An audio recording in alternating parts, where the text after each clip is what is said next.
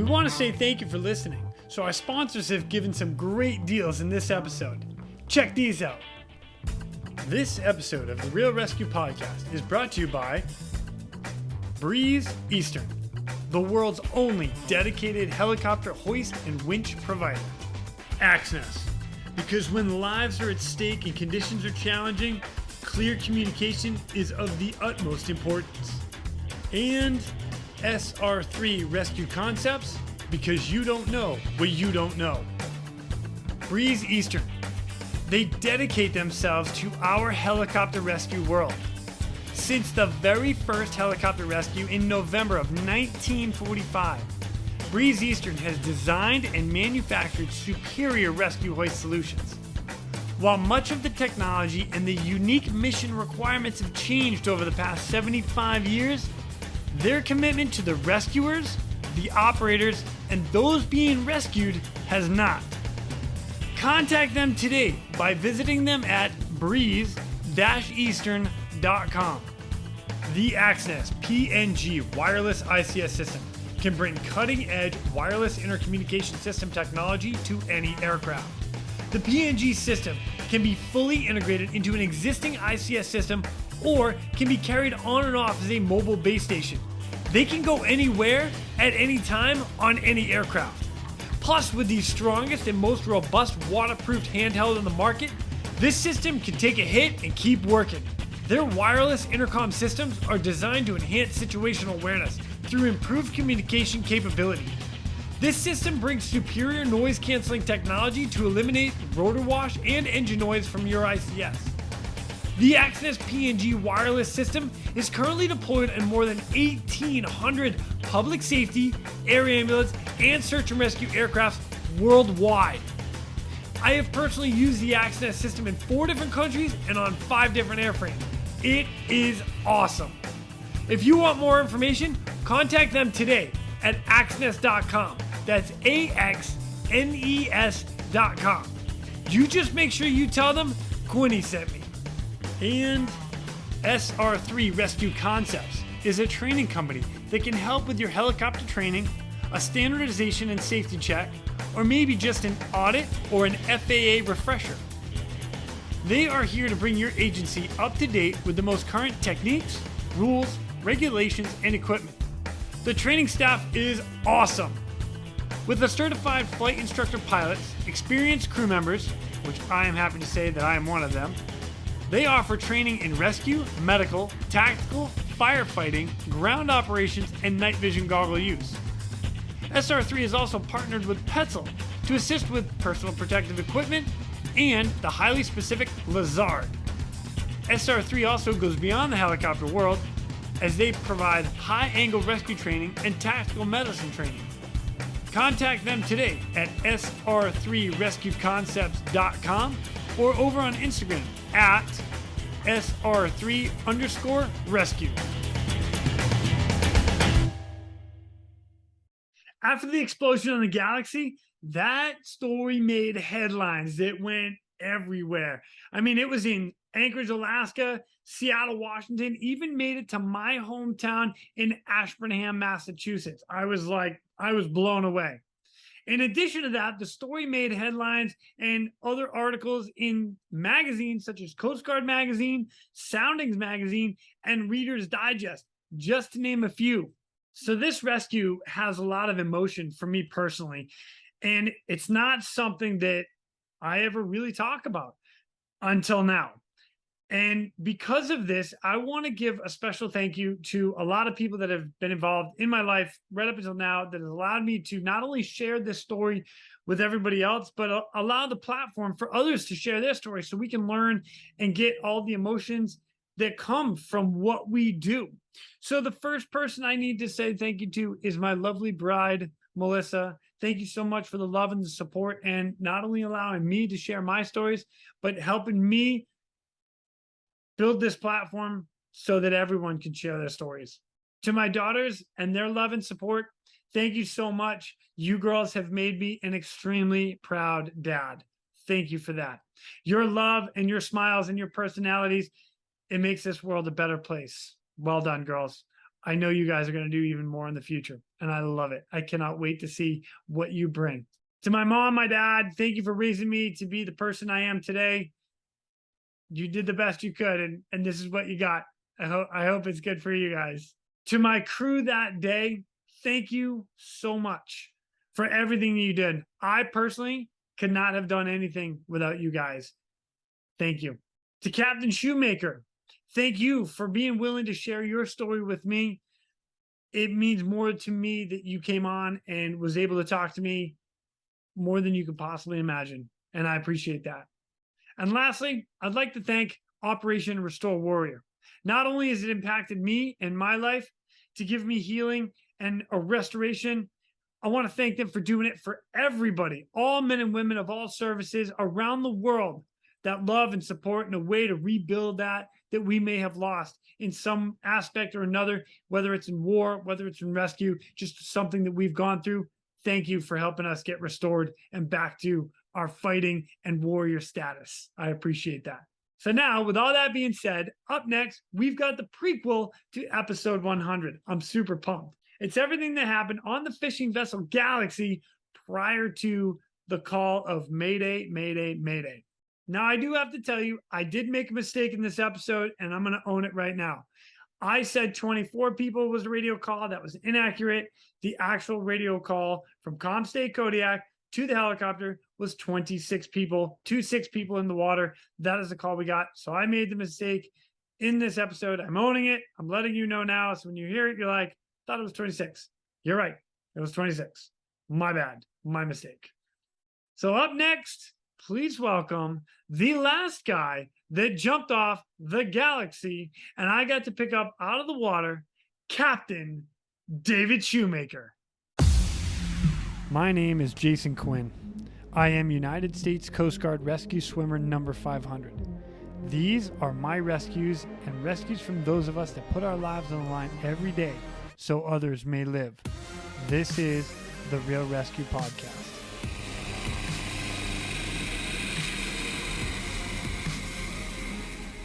You still go by Captain, right?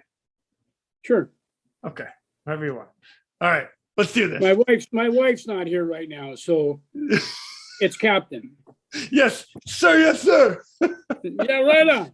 All right. I like that. All right. Okay. Let's do this. Ladies and gentlemen, welcome back to the Real ResQ. I've got an amazing treat with me today. This is somebody that I had the pleasure of meeting in the Bering Sea. And his name is Mr. Captain David Shoemaker, and he was the captain of the Galaxy, the ship that was caught fire. And I just so happened I was on the crew that went out to help you guys. What's up, Captain? Well, you know, as amazing as that was, it started a great relationship and one that I'll never forget. And Jason, to this day, I think of you often, as do the crew members that were there that had your guiding hand, put them in the basket and sent us up to that helicopter. That was a pretty amazing day. You know, you're giving me chills already, and we're only like 30 seconds into this. Like, yeah, I know, but it's a real deal, though. You know, I mean, the whole thing was when that day happened, Jason. It was like there was no, there wasn't going to be a good ending, right? It was, and I think every one of us knew that. As amazing as it was to see you guys come swinging in, and to see your performance and how you did what you did. My whole thing the whole time was I was asking God that he needed to be there, and he sent you. So, I mean, how much better can it be than that? Kind of a scary thought, you know. I tell you, you know, I actually say that a lot on here is the people in distress are praying for a miracle, and they're going to get you. Make sure you can do the job. And that was told to me when I graduated from rescue swimmer school, and it has sat with me for many years. And you saying it now is exactly what I talk about all the time. Well, I think it's an absolute truth. There's there's a twofold thing. Some things that I think about, you know, like way back when I was in Vietnam, you know, those who were devout atheists were the first ones to be praying when we were in a firefight. And when you're in trouble, isn't it amazing that you're looking for that miracle because you realize you're in trouble? Yeah. So for those of us who believe, I believe in the good Lord, and I just kept telling him, Jesus, you need to be here. You need to be here. And I was dealing with some pretty heavy doubt that he was going to be able to make it. And then, like I said, you guys showed up, and I guess, that was a great ending to a very, very horrible day. Yeah. Yeah. Really, really rough day, which is one of the reasons why I've asked you to join me, because there's a lot of this story that I don't know. And I've done my due diligence. I've done my research. I know what the Coast Guard, they did their after action a few years afterwards and saying, here's the breakdown of how and why things happen. But you and I have never actually had the detailed conversation about that day on your end. So this is kind of exciting for me in one aspect of that. There's stuff I don't know, and I'm about to learn it. So yeah, it's interesting that there's always two sides to every story, and one doesn't think about that when they're involved in a situation like this. It's only their side. It's their story. Yeah. And we both you and I'm sure with myself, we remember vividly very, very detailed events from second by second, and those are things that in a catastrophic situation that we were in, we would never ever forget those things. Yeah. And yet I don't think about what you were thinking about. I'm only thinking about what I was thinking about. And what I was thinking about was we really didn't stand a very good chance of making it out of there. Yeah. So, I mean, when you think about, the 25 years that I was a captain and had never had an incident or a situation, anything like this, it was probably likely the farthest thing from my mind. On that day, it was a Sunday, and routinely we go through 60,000 hooks a day. We had a 198-foot hook and line vessel, and as you recall, and we were doing Pacific cod in the Bering Sea, and we had a crew of 26 people. And standard operating a day, we had gear in the water. It was probably blowing 50 knots out of the northeast for a couple, 2-3 days. Yep. We had swells, and sea state was probably 15 and sometimes 25 footers because of the buildup. And yet it was not something that was uncommon for working in that kind of condition. And so it was totally off as far as what could have happened and what did happen. It was the farthest thing from my mind. Yeah. And I think, one doesn't think about having to, depend on somebody else saving their lives when we've been doing this for 25 years. I'd been doing it for 25 years and never really had a need or even thought something like that possible. Well, I agree, and it's kind of interesting. Again, we talk about this on this podcast quite a bit. Of your bad day is I'm waiting for it. We're on call for your bad day, and that's a terrible thought process. But I get excited about it. I'm like, I get to go do my job now. And you're having the worst day of your life. I'm like, oh, that's terrible. Yeah, I'm sorry. You chose for that occupation, right? You wanted to go out and jerk people out of the water and make sure that everybody got home. And my job was to keep everybody on the boat and keep them from being in the water. And so we didn't need you, Jason, until that day. That's when that happened. So, yeah, it was really, I think probably, I guess I'm 73 now. That's 20 years ago. That was 53 years old when that happened. And absolutely the farthest thing from my mind as far as the inevitability of ever anything like that taking place. But I remember that it was like in slow motion when everything first started. Yep. With the events. And I remember we were steaming. We just hauled up a set of gear. We hauled, our sets were 11 miles long, and we have hooks, on these ground lines that we put on the bottom ocean floor.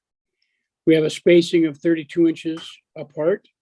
and 11 miles on the set. So you can imagine how many hooks that is, right? 11 And miles of line. Wow. yeah, 11 miles. And we have 3 of those in the water. So we actually have 33 miles of gear at 11-mile increments and a hook 32 inches apart on that 11-mile set. So it's a mission, right? Yeah. I mean, it's a mission. And the vessel that we had, the Galaxy, was an incredibly sound and safe vessel. It was one that was the pride of a lot of the fleet. Certainly, there was a lot of people that had been waiting to get on the Galaxy as far as crew members. And I remember Annie Weckback, who was our NOAA observer, had been on a waiting list for several weeks, actually a couple of months, because she knew she wanted to be on the Galaxy. So that's the kind of reputation we had. The vessel was really a fishy boat. Fishy boat? It was a fishy boat. It was a fishy boat. Yeah, the crew members made good money, and I don't care where that boat was, there was fish there, and that's why I called it the fishy boat, because it was a successful operation. So nice. We were moving, and I remember it was pretty nasty out, and we hauled up the last part of our set. We still had 2 sets in the water, and because of the weather, I had to travel about 11 miles up to the northwest to start hauling another set.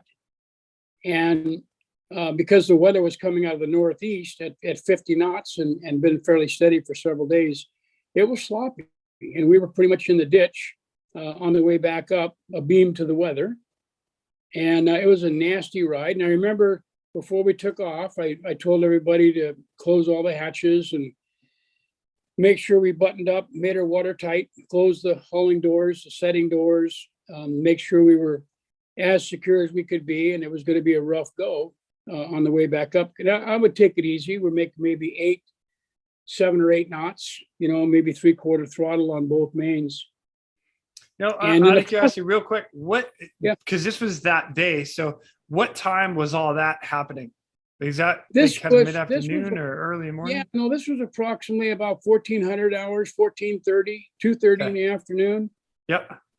When we started our transit to go back up, and I knew it would take us with that speed and that distance with the oncoming weather, that we would end up having to run her about 1/2 to 3/4 throttle. So, and being a beam to the weather, then we ended up taking it pretty hard on the starboard side and the starboard stern quarter. We had taken a wave halfway up, and this was right at about almost a shift change. We did a shift change. We worked 16 and 8s on the boat, 16 hours on, 8 hours off. And every shift change, like this one was at 1600 at 4 o'clock, and I knew we were getting ready for a shift change. And so I knew the cook would be down there cooking away, getting ready to have everybody have their meals, and the oncoming crew would be eating breakfast, the offgoing crew would be having dinner. And so there was quite a process. So it was pretty sloppy. And then we ended up taking a wave on the starboard stern quarter, kind of like that quarter stick of dynamite, really slapped us hard. Biz kaboom! And I knew immediately the cook was cussing me out. And how did that go? How did that wave hit you? Kaboom! Yeah, kaboom! Right? It rocked the boat a little bit, and so I was expecting a phone call, because he'd call me upstairs and just start chewing me out because he's trying to prepare a meal for 26 people. But we were in the process of finishing up our set, and usually I get a case count or a case report from the factory. So everybody was kind of congregating in the galley because we were close to a shift change. We were steaming. The guys were changing out of their wet clothes and getting some dry clothes. And the process foreman came up into the bridge up in the wheelhouse, and he said, I've got my case count report, but he said, I have to tell you, Skipper, he said, there's smoke down in the factory. And I'm looking at him, and we're steaming. We're still making way. We're still making 7, 8 knots. And I was standing in front of the chart table with my back against, and I was looking out both sides. I was looking out the starboard side and off the port side. But more often than not, I was watching for any rogue waves off the starboard side. Yeah. And so he had indicated that there's smoke, and I said, "What do you mean there's smoke? What are you talking about smoke?" And in my mind, Jason, he had to come up from the factory level, past the galley, and up another flight of stairs, and to the staterooms, and another set up into the bridge. So I knew my chief engineer, and I knew that my first mate, Jerry Stevens, they were going to be in the galley. They had their particular places where they ate every day, and they always ate together. But he had to walk past the galley to get up to the bridge. And if he had smoke, I was asking myself, why didn't he stop and tell the chief engineer of the first mate of the galley?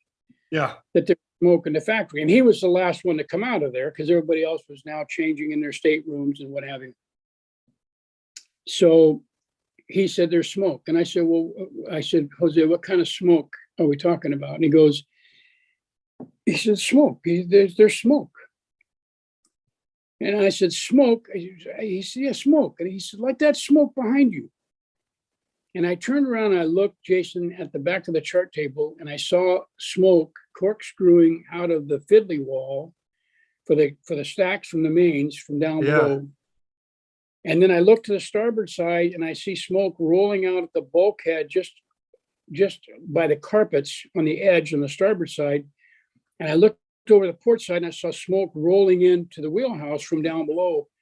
And I had thought that maybe it was the battery banks or whatever underneath the bridge. There was a void there of a 4-foot section where maybe that's where the smoke was coming from. Because how could that smoke have made it up that high without anybody in the galley knowing about it? Right.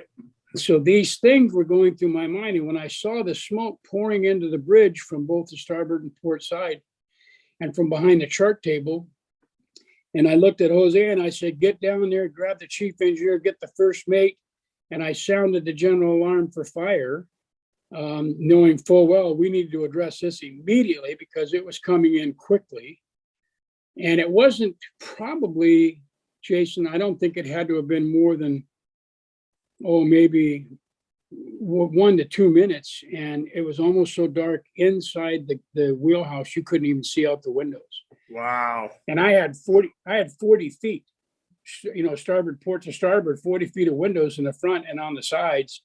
And I'm running back and forth and the smoke is just pouring into the wheelhouse. And I sound the general alarm, the fire alarm, knowing that my first mate and the chief engineer and everybody's going to address whatever this problem is. And I'm not knowing the severity of it at this point. And as I locked it in, I remembered thinking that there's still people that are in their staterooms, and that because everybody's going to get as much sleep as they possibly can. And many, many times, there are guys that people will stay in their bunks and forego a meal or a shift change just to get that extra 10, 15 minutes of sleep. So I busted out of the wheelhouse and I ran back aft where we had several staterooms, and I'm kicking doors open and I'm telling them, "We got a fire on board. Get to your stations. We have a fire on board." And I'm waking people up and they're trying to get out of their staterooms. And it's just like kind of the Keystone Cops. I mean, everybody's running in all different directions and nobody really knows what's really going on. And there's no answer to what's going on other than this is serious. So I remember waiting for information. And I remember that every 15 seconds seemed like it was an hour. And as I kicked everybody out of their staterooms, I went back into the wheelhouse. And I remember going into the wheelhouse and not being able to see daylight out of these windows, 40 feet of windows, and I could not see daylight. So I was scrambling. At this point, I'm heading over to the radios, and then all of a sudden, we had the whole boat just rocked. I mean, we had this massive explosion that when it was like you felt the concussion on your head and around your ears. Yeah. Because it was that intense. And as it rocked the whole boat, I felt the boat just heel over and rock really hard. And I'm going, in my mind, I'm going, "What is this?" Now I'm starting to gag and choke because the smoke is heavy on the bridge. And I'm looking for some air. And so I ran over to the starboard window next to the wheelhouse, the captain's chair. and I couldn't hardly see the hook on there. We had those big 18-inch brass portholes, right? They're pretty heavy. And I couldn't see my dog locks on it because it was too dark.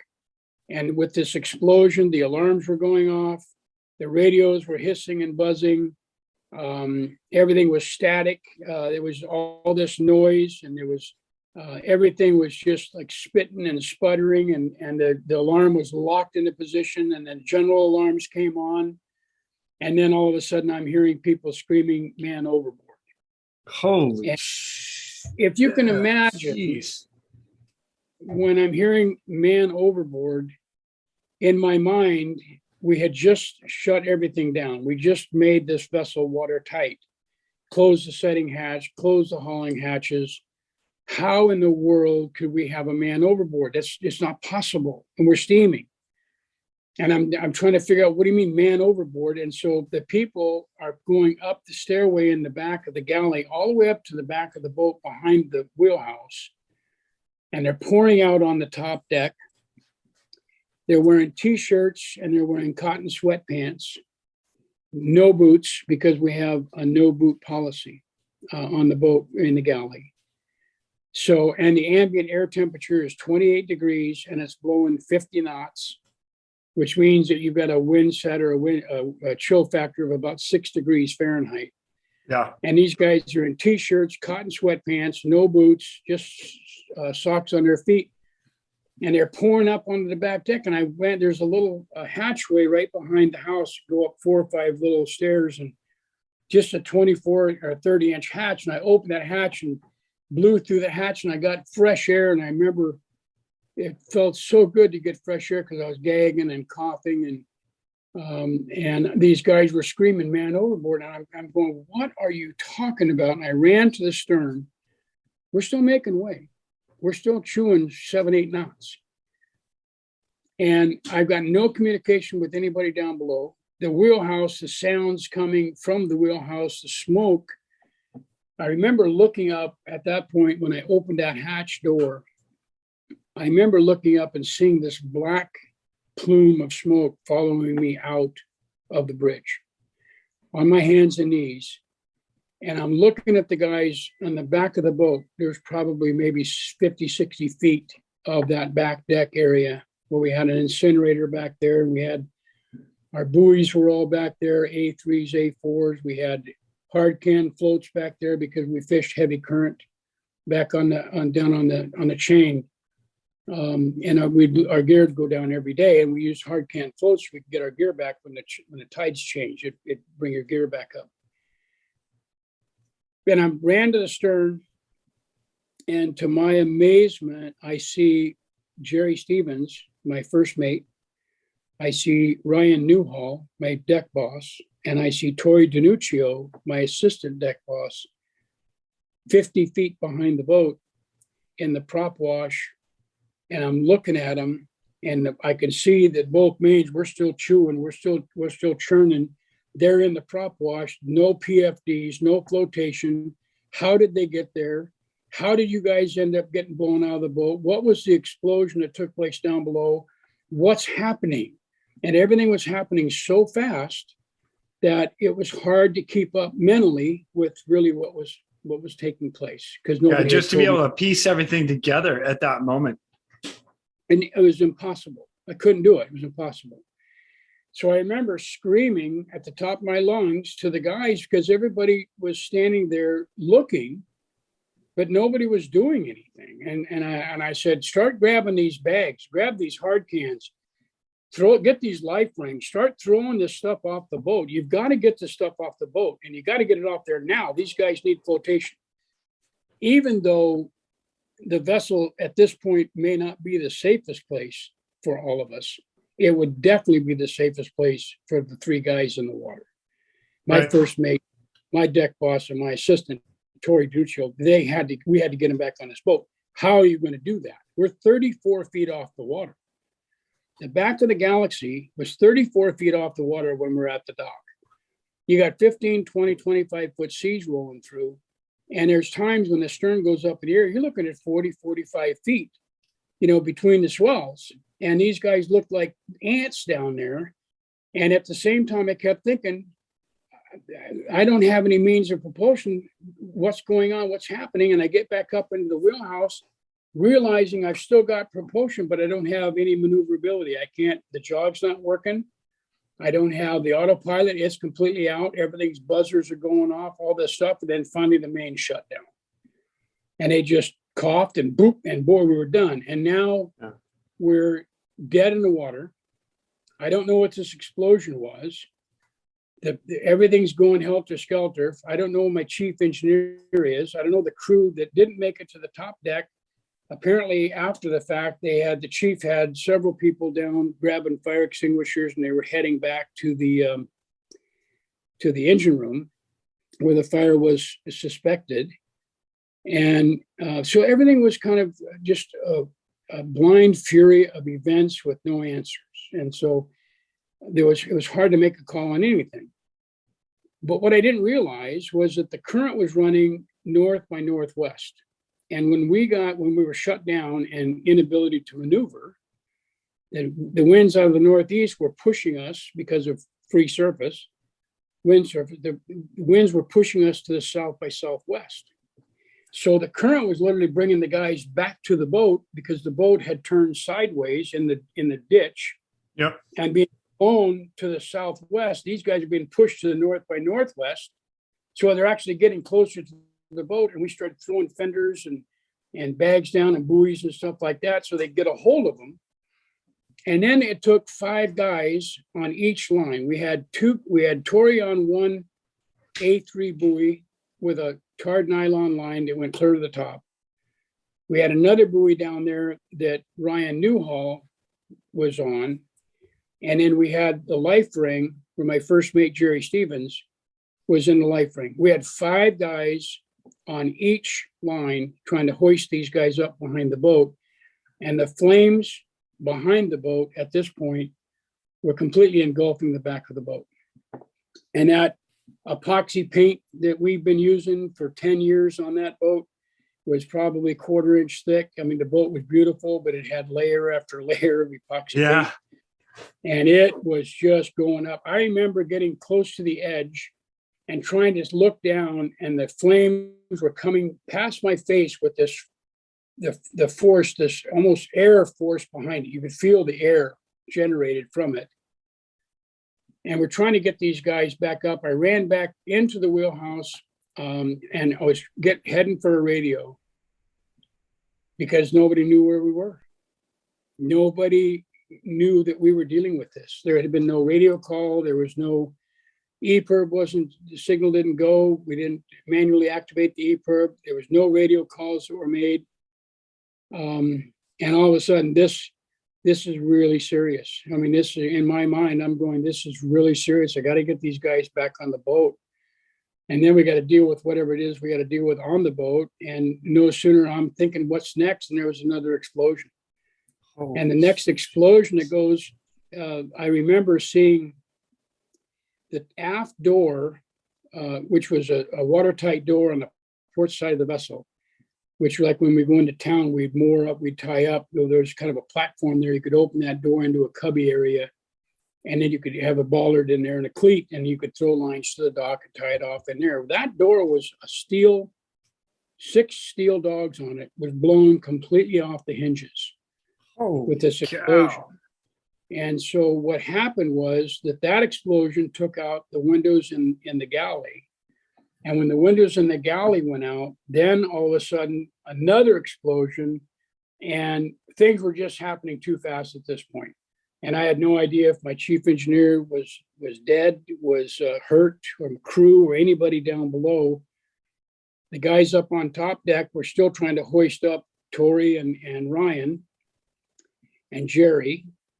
And I remember seeing in the air with this 50-knot wind, I saw like particles of flaming, burning material, like mattresses and cabinetry and windows that were blown out, and all this stuff was on fire, and paper. It was like just going up. It was like it's hard to explain it, but it was frame by frame visualization of everything was just impregnated in my mind. It's a scene that I'll never forget. And as far as as high as you could see was this billowing black cloud of smoke and these particles that were burning and floating in the air. And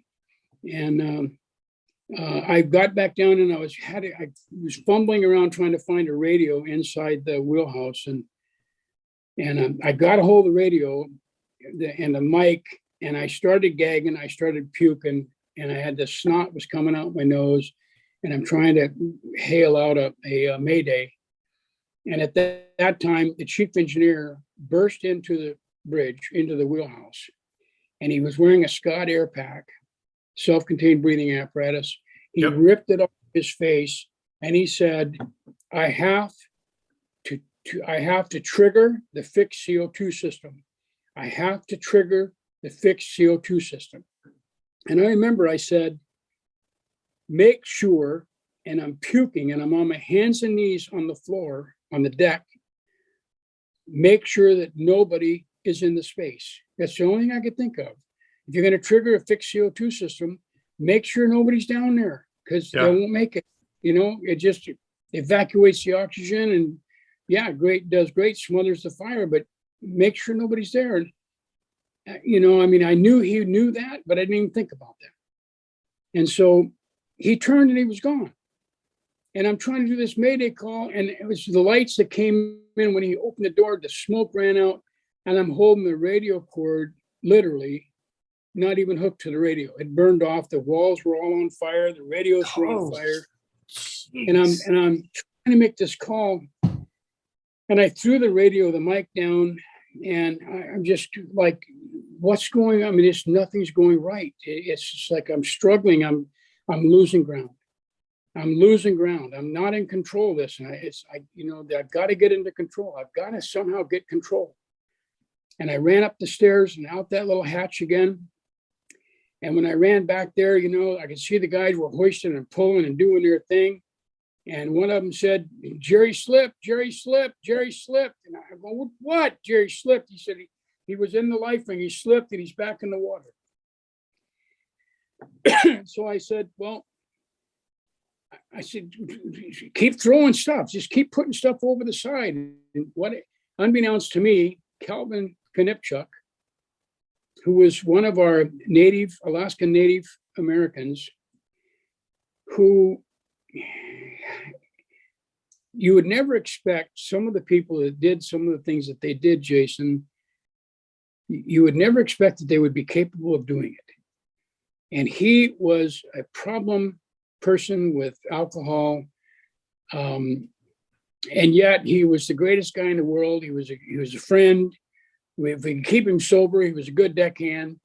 He's down on the foredeck, out on the weather deck, suiting up in a survival suit, tying a line around his waist because he is our rescue swimmer. Unbeknownst to me, nobody gave him any instruction.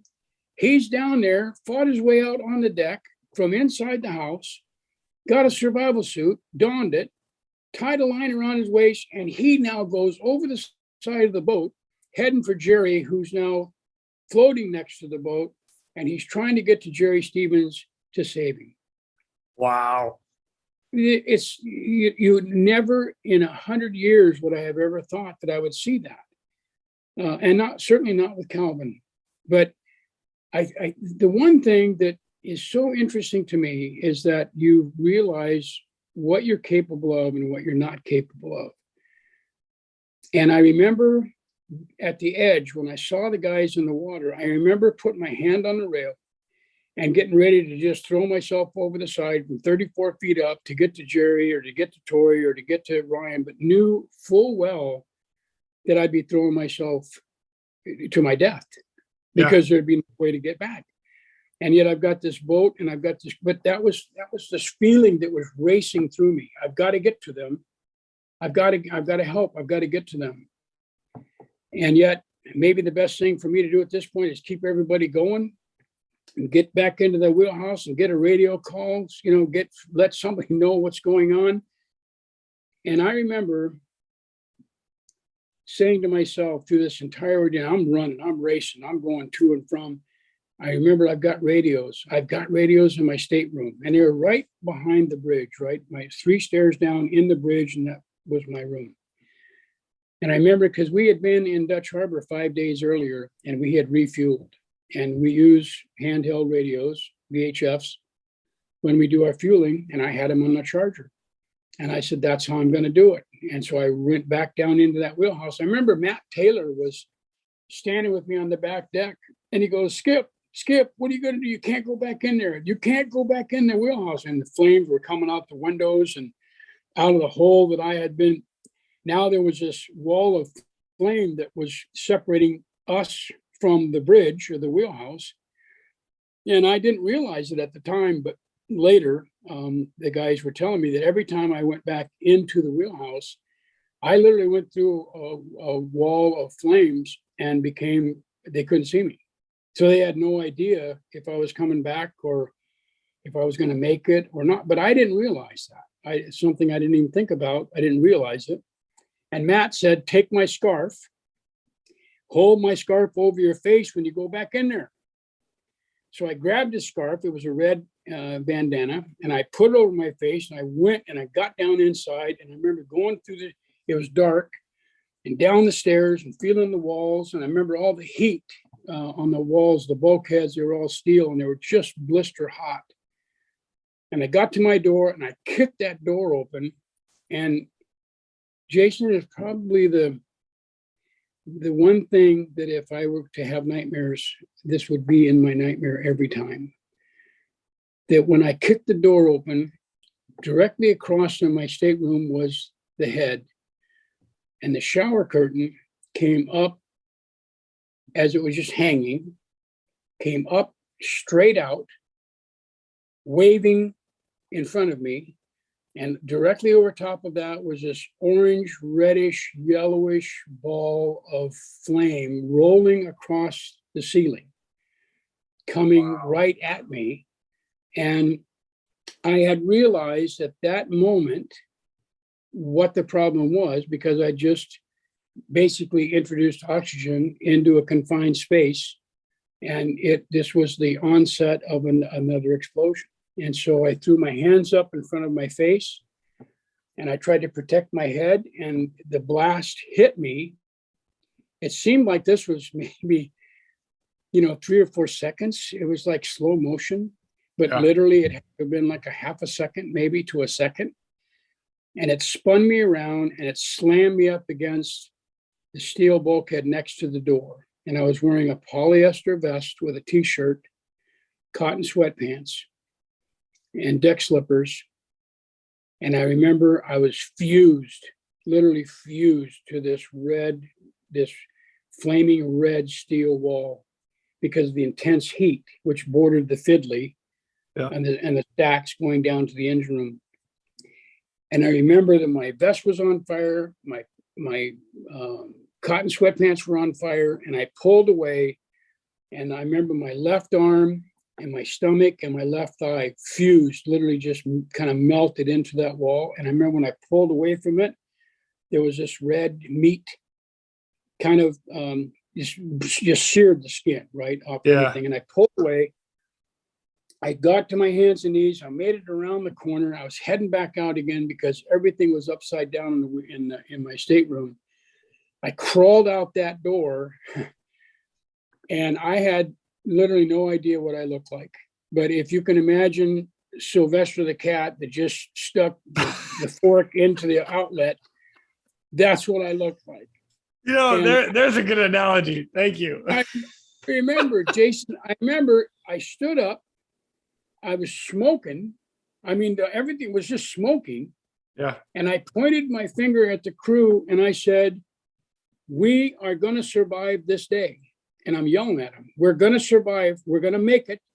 You listen to what I'm going to tell you. You pay attention to what I'm saying. We are going to make this day. We're going to make it.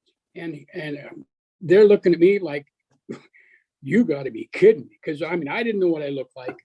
But they weren't convinced that we were going to make it. So I knew there just had to be something. And now it's the intensity of nobody knows what's going on. Nobody has a clue. Yeah. How do I let somebody know? How do I, somebody's got to find out. And we're, when we run our long line operations up there in the Bering Sea, we're our own enemy, because we'll block out a 20-mile grid and we'll claim it. Yeah. And if you look from Unimac Pass at the Horseshoe, right in Unimac Pass on the Dutch Harbor side, all the way up that 100-fathom edge, clear up past St. Matthews, all the way to the Russian border, there is a hook and line boat on the 100-fathom edge has claimed 20-mile grids all the way up. And so I'm saying to myself, we've set up our own demise. There's no help. They're 20 miles. They're 2 hours. Anybody from below us or from above us, but nobody knows we're dealing with it. So I was standing on the back deck and I said, start cutting 1-fathom shots of line. And they're looking at me going like, what? I said, so I started screaming at them. I said, cut 1-fathom shots of line right now. Start cutting. So they got all this buoy line up there and they're fathoming it out, 1-fathom shots. They're cutting them. I'm running around and I'm tying clove hitch and a half on every individual on the back deck, right around their waist. And then I'm taking and I'm tying in A3s, A4s, buoys, 18-inch hard cans. Every person had flotation that I'm tying them into. And the reason that I did it was because on all of our cans and on all of our hard floats and all of our buoys, we had radar reflective tape. Oh, nice. And it's getting dark. Right. And I knew that with boats, sodiums, C-130s, whirligigs, helicopters, you're looking, if there's reflective tape, maybe, they're going to be sprinkled across the top of the Bering Sea once we all end up in the drink. Yeah. At least maybe some of them will be discovered and brought to safety. And so this was going through my mind, because I'm and at the same time, through all of this, I'm begging Jesus. I'm going, Jesus, you need to be here. You need to be here, Jesus. I can't do this. Lord, I can't do this. And I'm racing back and forth and I'm tying these bags off on these guys, and they're looking at me going like, what? And I said, Tori, take 3 guys, get over there and try to salvage the port life raft.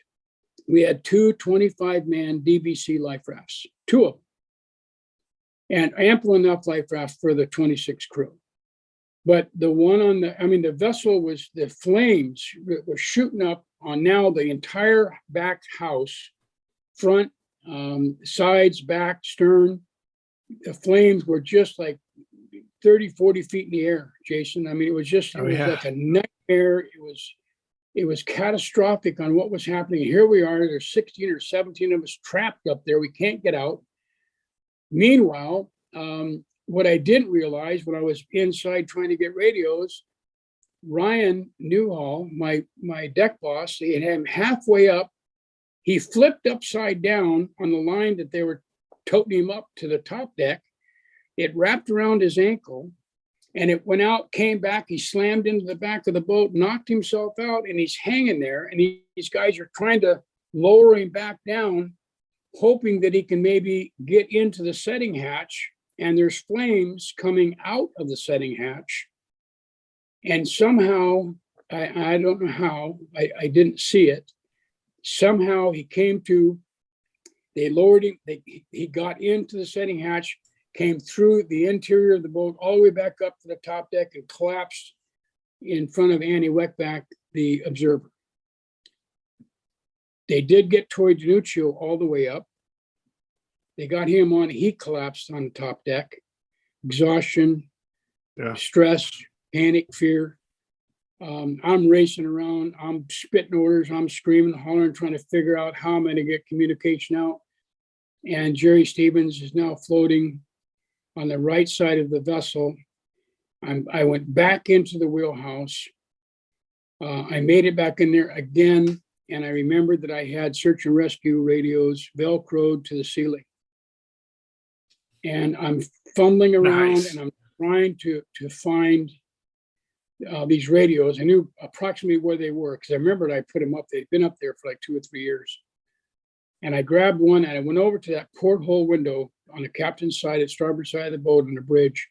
And I got that window open and I took the chain hook and I hooked it into that bronze 18-inch portal. And I lifted it up. And I remember my hands were burning because it was so hot. And I didn't have gloves or nothing like that. And I remember I'm trying to get that hook into that little eyelet to hold it up there. My hands are burning up and this is not good. And I stuck my head through and I looked straight down and I see Jerry. He's alive. And I see Calvin is gotten to him. And I'm screaming at Jerry, hang on, partner, hang on. But I'm hanging out the window. And at the same time, Jason, the flames are coming up from the outside of the boat, but the flames are coming from the inside of the bridge out that porthole window. And I remember smelling that burnt hair smell. Yeah. And I could feel the wind from the force of the heat coming past my ears. And I'm keying that mic on that radio and I'm keying it, and the yellow light's not coming on. It's not coming on. And I dropped back in and I threw the radio down and I ran right into the bulkhead. I remember hitting it. And I backed up and I kind of shook my head and I can't see real well. And I got my hands on the ceiling and I found the other radio. I had 3 of them. I found the other one. I got it. I went back over the window and I'm hanging out. I'm screaming, holding the radio. I'm screaming at Jerry down the window. Come on, you can hang on. You can make it, Jerry. You can hold on. You can make it. Calvin's with you. And I went to key the mic and I remember Jerry he just looked up at me. And it was like he was looking right at me. And Calvin was struggling because the seas were kept slamming him into the side of the boat, and Calvin would lose his grip and then grab him again, when the wash went away, and it pulled him back out maybe 15 feet from the side of the boat. And Jerry just looked up at me as if he was looking right at me. And I said, Jerry, you're going to make it. You're going to make it. And then all of a sudden the white foam came out of his mouth. And I remember holding that radio and I remember looking down at him.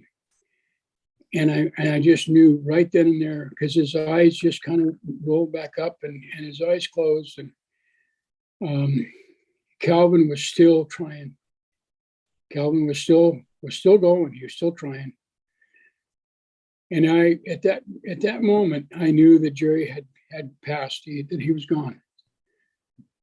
And it was just this kind of a numbness that came over me. But I then all of a sudden realized that there's still a whole bunch of folks on this boat. And I pushed that mic and I'm going Mayday, because the yellow light came on. I'm going Mayday, Mayday, Mayday. This is the fishing vessel Galaxy. I gave my relative Bering, because my GPSs and the Lorans and radars, nothing was working. I mean, and the wheelhouse was engulfed in flames. I mean, you could hear the wood crackling in the wheelhouse, and they're snapping and popping, and I mean, it was a full blaze. I knew I had to get out of there, but I wanted that radio call to go through. And Jason, I'm telling you, I don't care what you want to call it. I call it divine intervention, but it was 35 miles to St. Paul, 35 miles over ground. And I remember that too. Yeah, I remember when I made that call, this guy comes back on that radio as if he's standing right next to me. Galaxy, he said, this is the Loran Tower on St. Paul Island. I'm going, oh my God, are you kidding me? I didn't say that, but I mean, I'm awestruck with. And he says, I got it. He said, I got it. I said, I've got one guy down. We've got one guy down, multiple explosions. I said, we need help. We need help now. And he said, I'm contacting Coast Guard Group. He said, we got you. We'll take care of this. And I said, I can't. I said, I'm over. I'm done. I'm out. And I remember I turned around to get out of there, and I hit that same bulkhead because it was still pitch black in there. And I dropped that radio. Sorry, I don't mean to laugh, but it's walk okay. into a wall and then walk into it again. I mean, walked in, it was like a bull, right? I hit that thing like it's amazing. It was still standing. And I remember getting up that ladder and getting out and feeling so relieved that somebody knows, right? Yeah. Somebody knows where we are. Somebody knows that we're in trouble. And then all of a sudden it was like reality hit. And it's getting late and it's starting to get dark. October, right? It's going to get dark quick. Yep. And I said, I don't think that we're going to have any relief. I don't think anybody's going to get to us in time. But I said, we're going to do everything we can do to myself. We're going to do everything we can do. I got these guys all clipped in. I remember turning around and I told them, I said, nobody goes, nobody jumps. We're 34 feet, right? We've got the life raft. I could not get the life raft off the port side. It was engulfed in, and if you've ever seen a life raft in a fiberglass case go up, I mean, it's white flame. It is so hot. It's just so hot. They couldn't even get within 15 feet of it. All of our Jacob's ladders in the totes upstairs, in the wheelhouse, I had 9 survival suits in the wheelhouse in a rack. They were burned up. The Jacob's ladders in the tote up behind the bridge on top of the house were burned up. The port raft was burned up. The only thing we've got left to our disposal is going to be the starboard raft. And that's on the wind side of the vessel. And I knew that you could look off the side of the boat and you could count the frames, Jason, in the side of the Galaxy, the red hot, at the waterline. And every time a sea hit the side of that boat, this plume of steam would just go straight up in the air. And it was just the noises and the conditions. I mean, I didn't even think about being cold or numb or any. My hands were burned, and from doing all different kinds of different to lift that stupid porthole window and all this other stuff. And now I'm going, we need survival suits. We don't have any. So let's at least get this raft launched, the one that's on the starboard side. And I knew that once we put that over the starboard side, it's not gonna make it because that hull's red hot. But that's the only choice we had. I ran over there, got on one end, screamed at one of the guys, get on the other end of this thing. And I went to pick that thing up and it didn't budge, right? I had no clue. 25-man DBC raft is 450 pounds. We didn't have a self-launching system. Oh, man. Yeah, that's so heavy. I go to pick this thing up, right? I think my hemorrhoids are still in the back of my kneecap, right? I gave it everything I had. And I'm kind of a buff guy at 53 then, right? We can make this work. So I started screaming. I get 3 guys on each end, 3 guys, let's do this. Pick it up. We had to take it up out of a 18-inch cradle. Then we had to walk it over to the side. And so these things that are coming at me, it's like, okay, here's the real deal. It just dawned on me, nobody prepares themselves when they put rafts up on top of their boat. If it's a 25-man raft, they put it up there with a crane because they have no intention of ever having to use it. So they don't think about the what if scenario. Yeah. And the what if scenario is, well, what if this happened? And what if that happened? And all of a sudden I'm dealing with a ton of what ifs, right? And still there's no sight, there's no sign of recovery from boats or Good Samaritan boats or anybody. Well, like you said, everybody's 2 hours away. They are. And I know this, but I'm not telling the crew this. Yeah. I'm just telling them, I made the radio call. They know we're in trouble. They're coming, right? Try to bolster everybody up, if that's even remotely possible. Yeah. But every time I came back out of that wheelhouse, when I came back to that wall of flame, those people, those men were looking at me, eyeballs the size of saucers. I mean, shocked, fear-stricken, stressed out, panicked, frozen. Nobody could do anything. And I'm racing just back and forth. And, I just made the radio call. I felt a little bit good about it, but then I'm going like, they're not going to get here in time. We're going to be going down, another explosion. Now, all of a sudden, the boat's kind of heeling over to the port side just a bit. And I'm going like, we're taking on water. We're likely going to broach. We're probably going to go down. Still, nobody knows, if they're going to get here in time. I got everybody set up. I've told them now, nobody goes off of this boat until I tell you. Calvin is now still down in the water. He's still got a hold of Jerry. Jerry's passed. The raft is now on the starboard side. We've got it tied off, but the current pushed it way forward. So there's no way we can bail off where it is. And yet Calvin needed to get to it because it's right in front of him on the starboard side. The chief engineer, Raul Villalma, he is out on the main deck, running on the main deck, looked, saw the raft. I'm screaming at the top of my lungs, can you make it to the raft?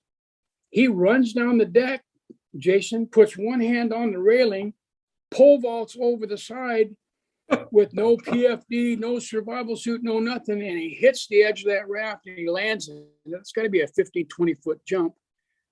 He gets in there. He gets a hold of Calvin and he gets Calvin underneath the arms and pulls Calvin in. And now I know that I've got the chief, that he's alive. It's the first I've seen him since he came in the wheelhouse and said, I've got to trigger the CO2, of which he never did make it. He was never able to trigger it. Later, I found out that we had a remote pull for the CO2 system in the engine room in the hallway. He made it all the way back down the stairs after getting my permission to trigger it. That was standard operating procedure. Yeah. That he had to have the authorization on it. And he goes to the wall where the remote pull is. And for some reason, he decides, no, I'm going to go into the cylinder room, which was 2 doors down the hallway and off to the side. He got there, opened up the cylinder room, reached in, pulled the first pin on a 2-pin pull for the remote or for the CO2 system. And another explosion took out that wall where the remote pull was. And if he'd been standing there, he wouldn't have made it. So you ask yourself, why? What this premonition of no, I'm not going to do this. I'm going to do this and change it. And all of a sudden something happens and you're going like, had he been there, he would have survived it. The intensity of all of this going sideways rapidly, knowing that Jerry was gone, he really didn't have any idea about anybody else. Knew that 16 guys, 17 guys still on the back deck, knew full well that there was just so much going on, yet we were so far from being safe. I mean, it was pretty much to the point where I knew that we weren't going to make it. I was pretty much convinced at this point that none of us going to survive this day. And so as I was thinking about the radio call and what have you, and I told the guys, let's grab this life raft. We had Jerry in there. We had Raul in there, the chief engineer, and Calvin, and we tried to bring it back. And 6 to 8 guys pulling on this life raft, trying to pull it against the current down the back of the boat and get it tethered off behind the boat. It was amazing to me that we were even able to do it. It was like it was anchored, just because of the water ballast pockets on the back of the bottom of the raft, empty. And then yet with the angle that we were pulling it at, the current was pushing it to the northwest. We're being forced to the southwest. It's all these things were going through my mind. And I realized at that point, nobody is going to jump into the water. Nobody. Because if they jumped into the water, they're gone. They're not going to make it. So I run back. So, and for everybody that doesn't remember, the water out there is like 35 degrees. It's just above freezing. It is not warm. Yeah, no. It's October in the middle of the Bering Sea in 20-foot waves. Exactly. Yeah. And you just simply think about core temperature at 98.6 and surface water temperature at 35 or whatever. Yeah. That's a 50+ degree change in temperature, on top of the fact the current was running so hard to the northwest. If these guys had jumped into the water, they'd been swept away. And I knew that. I could sense it because dealing with current setting gear all the time, but then watching that raft and seeing the guys brought back to the boat when they initially were blown off the boat, knew that current was running hard. So I said, nobody jumps in the water. You jump dead square in the middle of that raft. Well, okay, I mean, let's just get everybody up at a 4-story building and tell them to leap out the window on a little target, behind the boat that's going up and down 20 and 25 feet every time a big sea rolls by the back of the boat. So I said, you will go when I tell you to go. Nobody goes until I tell you to go. I'm going to get some more survival suits from the bottom, from the 01 deck. So I run up to the front. Can I pause real quick for 1 second right here? Because this is kind of all of this stuff is going on after your radio call. And I got to throw in our perspective for 1 second, because for me, when our radio so we had the aircraft not taken apart, but we were doing inspections on the aircraft at the time. We had already done a 5-hour flight. Like you guys, we were in crew change. So our duty day was over and the next crew was coming on. And Melissa Rivera and Kendall Guerin, our pilots, came running in the door and say, there's a fire on board one of the vessels. We get that helicopter back together. We as the off-going crew are going to take it. And we're like, okay. And it's always a hurry. So I don't want to make it sound like it wasn't, but we're like, we're not frantically putting the helicopter together. We're, putting the helicopter back together as fast as possible to make sure it's ready to go. We get out, and I remember having the conversation with like Mike Simone, my hoist operator. I'm like, this is probably a galley fire. We're going to take off in 20 minutes. We'll turn around and come back. This was like the mindset of us going out, because the only detail we had was there's a fire on board a vessel. That was it. Well, then we get up. Yeah. So this kind of gives you an idea as to what our conversation was in the back of the helicopter as we're flying out. So we're 20 minutes out on our way to you, last known position, right? At the point of like 20, 30 minutes, we get in contact with Air Station, and that's when they call back and said, yeah, the boat, they've lost communications. There's 24 people in the water. And I came back on the radio and I was like, did you say 24 people in the water? And they're like, that's affirmative. And we're like, oh, holy shit. And we've got an hour and a half to get to you. And that's what's going through us in the back of the helicopter. Oh, well, everything is going on with you. Yeah. Wow. Yeah. Wow. So, when you think about two sides of what's actually happening, that's what I said earlier. There's always one side. You don't know the other side. Yeah. But the other side had no clue what we were going through. No. And yet when you heard 24 people, 24, is that affirmative? Yes, it is. For you, that was absolutely beyond reality. I mean, it was like, are you kidding me? Right? Yeah. How am I going to hoist in this weather? Yeah. How am I going to hoist 24 people out of the water? And when I can only put 6 or 7 people on the boat.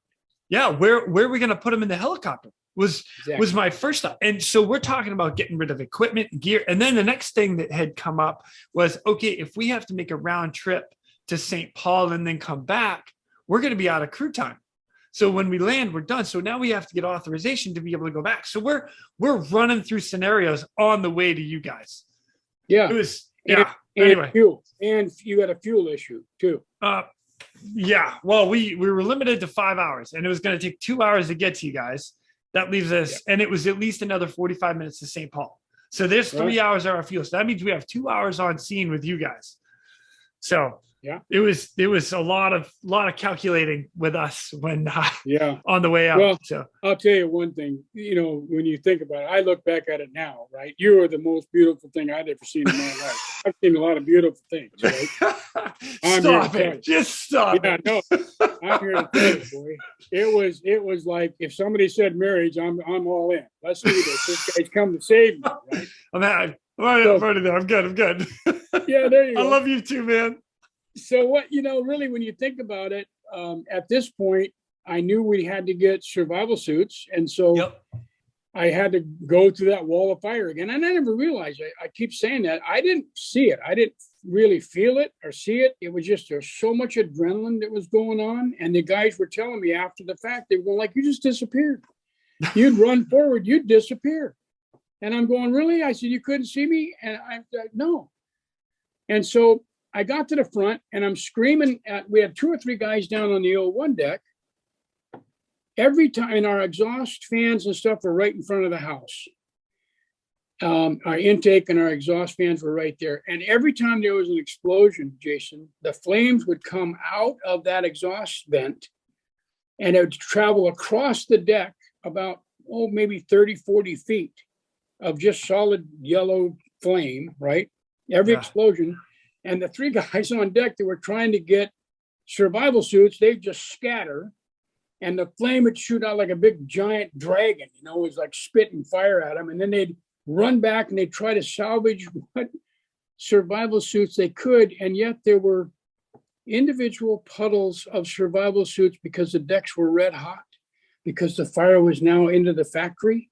And this molten plastic was just burning. Just everywhere there was a survival suit that they were throwing out of the gear locker caught on fire immediately. So now they're trying to throw survival suits 25 feet from the O1 deck up to the bridge where I'm hanging over the front of the railings to get survival suits for 17 people.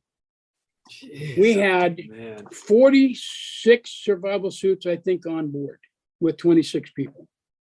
I knew we had enough. They're trying to throw them. They're throwing them up. They maybe go 10 feet, maybe go 8 feet. And I'm screaming at them. The wind now is in my face. I'm still burned up. I'm not feeling really good. I'm scared to death. All these things are going through my mind. These people are like zombies on the back of the boat staring at me. We've got Ryan laying there. Tori is laying there. Jerry's still, unfortunately, at this time, he's still next to the boat. Calvin and Raul are in the raft in the back of the boat. The painter line from the raft tied off to the top rail in the back of the boat was like a piano wire. It was like every time the boat went up in the air, that line got, that nylon, half-inch nylon line got so tight, it was just greasing water, just spraying out of it, just squirting out of it, right? Every time a sea went by, the guys are all standing there going like, we're not jumping, we can't jump. I said, you will jump, and you'll do it when I tell you. I finally had to convince the guys, go forward, all the way up forward on the gear locker, and get all the monkey fists out. When we go to town and tie up, we use monkey fists to get our lines to the dock. Tie the monkey fists off to these survival suits and throw the monkey fists up here, so you can at least get that to me, and then I'll pull the survival suits up to the top deck. So they tied off 5 survival suits in series on one monkey fist, and all of a sudden these monkey fists are coming up there like cannonballs, right? One's up, two's up, three's up, and they're all catching on fire because it's tarred nylon. It's all ground line that we use, right? So the heat is so intense. Yeah, the monkey fists are coming up over the rails. I grabbed the first one, and it's so hot, and I'm going like, why is this line so hot? And I'm looking at my hands, and the tarred nylon all the way down is on fire, and it's like plastic. And I'm pulling these 5 survival suits, and they get down next to the boat, and they get hung up in the condensers and stuff on the top deck. And I'm trying to squirt them off to the side and shuffle them around. And I get them up, and I finally get them on the deck. My hands are like blistered. My fingers had to have been like 1.5 inches each around. I mean, the from the plastic burning.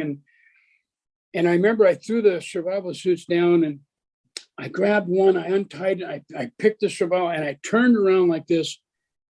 And it wasn't George Karn, my cook, was like in my face. I mean, he was right there, right next to me. And he grabbed what was left of my vest, and he pulled me right into his chest, into his face. And my noses are 1 inch apart, and he's screaming, I can't swim. I can't swim. I can't swim, Captain. And I'm going like, what? I mean, I don't need this, not right now. I mean, do I just John Wayne him? I mean, I've never dealt with this before. Do I knock this guy out with it? What? And something came over me, and I reached up, Jason, and I grabbed his shoulder, and I squeezed right by his neck, and I looked into his eyes, and I just very softly said, this suit's for you, George. This is for you. This is yours. And I handed it to him. And Jason, he grabbed that survival suit like a teddy bear. And he walked back to the guys hugging the survival suit. And as I'm watching this, I see 16 sets of eyeballs looking at me, and it dawns on me, they're going like, who's going to get the other 4 suits? And I went, oh, this is great, right? How do you delegate that? So I grabbed the 4 suits, threw it back there to their feet, and I said, you guys figure out who gets these. I'll get you some more. So they start, who's going to get what. Yeah. I raced up to the front of the boat by the railing. I'm screaming down there, get me some more. The lines that were already draping off the front of the boat were already full blown, burned in half, burned up. Gone. More monkey fish are coming. And I reached over and I grabbed another burning line that I saw that if there was enough of it left, I could probably hoist it up. And we took another explosion, and over the rail I go. I go over the rail, I go down, I land, I hit a 4-inch crossover pipe on deck. Ouch. And that's when I broke my ribs. I broke 3 ribs from my sternum. And I remember laying there, knocked my shoes off. I was wearing deck slippers, knocked my shoes off my feet, and I hit like a sack of potatoes. I mean, just woo! And I hit, and I'm like, oh no. And I'm trying to sit up, I'm trying to raise up, and realizing that my hands were burned really bad, and my arms and my stomach and my legs from when I was in the stateroom. And I'm just going like, oh my God. And you could almost hear the shit like bacon in the frying pan. Those decks were just red hot, right? Yeah. And of course, reignited, my sweatpants and stuff like this. And I stood up and I turned, and I was going to head back inside. There was a doorway going back in from the front. 2 guys got a hold of me, spun me around and said, no, you got to come with us. And I said, no, I've got to get to my crew. The crew's up on top. And I'm screaming at them, and they're saying, no, Captain, no, you can't. It's too late. So as I turn, the first thing I see is a 55-gallon drum of gasoline, right? Tied up on the rail for our skiff. And I'm going, we got to get this gas off the boat, because the decks were really hot, right? And the flames and the survival suits were all burning up. So he tipped the barrel over, and the 2 of us or 3 of us weren't strong enough to pick up this 55-gallon drum of gas, of fuel, and get it over the railing. So I said, grab 2 of those buoys, right? 2 A3s, bring the A3s over here, tie them to the railing, roll this thing over to the center of the boat. When the boat goes to come back to the starboard side, when it's rolling, then roll the barrel as fast as you can. We'll hit those buoys and we'll launch it over top of the rail. And that's exactly what we did. And that barrel hit them buoys, and it bumped, and it was right over the rail and into the water. And I just looked at them and I said, now that's how you get rid of gasoline, right? And they're going like, you gotta be kidding me. And I'm going to myself, well, I'm amazed that even worked, right? Now it's time to get into a survival suit. Yeah. Well, the one they gave me was a small, and I'm a big guy. And I remember trying to get into this thing, and of course you couldn't zip it up. So I said, at least I look like Superman, right? Because I remember I had that big V coming out like this, and I was in this suit. So we go forward. Meanwhile, I'm without my crew, and I just kept questioning. There was 4 or 5 of us on the front deck. Still, there was nobody in sight. There was no boats. There was no planes. There was no whirligigs. There was nothing. And it was like quiet, so much more quiet down on the 01 deck. I mean, I could actually hear the wind and stuff and the waves hitting the front of the boat. And as I was going forward, I was starting to realize just, how my ribs were just like on fire and my hands were burned really bad. And we got all the way forward, and I said, okay. I said, here's what's going to happen. There were 4 of us. There was Matt, and there was Don and Matt, and then there was Mirek and myself. So there was 4 of us. Matt, 4 of us up there, and we got all the way up to the bow. And I remember sitting down trying to blanket myself from the wind. That was by the forward mast up there, right in the very peak of the bow. And Mirak was up there. It was just really quiet. And I was watching the discharge of the ammonia going through the relief valves on top of the boat through the stack. I got up a blue flame, and I couldn't see the guys up there anymore, and they didn't see me. So they obviously, later they said they thought that I died going back into trying to get more suits because I was behind that wall of fire, and they didn't realize that I was okay. So they were on their own, and they had to make their own decisions as far as getting into that raft. I know Raul had told me that he was screaming at the top of his lungs from the raft down below, but every time the boat heeled and went up in the air, the raft gets sucked up underneath, and you got these big props, and it comes back down and squirts the raft back out. I mean, it's like BBs in a can, and so Raul was screaming at him, come on, you got to jump. And George Karn apparently was the first guy. He had the suit, right? He put that suit on, and he crawled way up on the back mast for some reason. And when he jumped, he landed about 10 feet from the raft. And I didn't know this until later after the fact, but I remember being up front, and I'm looking out across the water, and I'm just looking to see if boats or something. And it was literally at this point, Jason, where I was totally convinced. I mean, there was no question in my mind that our lives were over. It's done. And it's really an amazing thing when you think about when you actually get to a point and you realize that it's over and you're just waiting. The calm, just the calm, the kind of, because there's nothing you can do.